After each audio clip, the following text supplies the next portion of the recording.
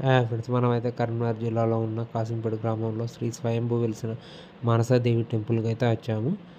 ఇప్పుడైతే ఇక్కడ మనమైతే టెంపుల్ లోపలికి వచ్చిన తర్వాత అయితే ఇలాంటి శివలింగాలు అయితే ఉంటాయి. మధ్యలో అయితే శివుడు ఉంటుంది. చుట్టూ అయితే 54 నాగప్రతిమలు, 54 శివలింగాలు ఉంటాయి. మొత్తం అయితే 108 ఉంటాయి.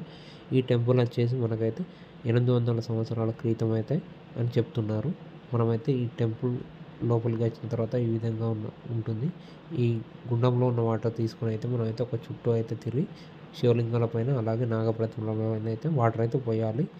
అలాగే మనమైతే ఇప్పుడైతే టెంపుల్ అయితే చూద్దాం లోపల. ఇప్పుడు మనమైతే టెంపుల్లోకి అయితే వచ్చాము. ఇక్కడైతే ఇప్పుడైతే క్లీన్ చేస్తున్నారు. ఆ మీద కనిపిస్తుంది మీకైతే శ్రీ స్వయంభూ మానసాదేవి అని.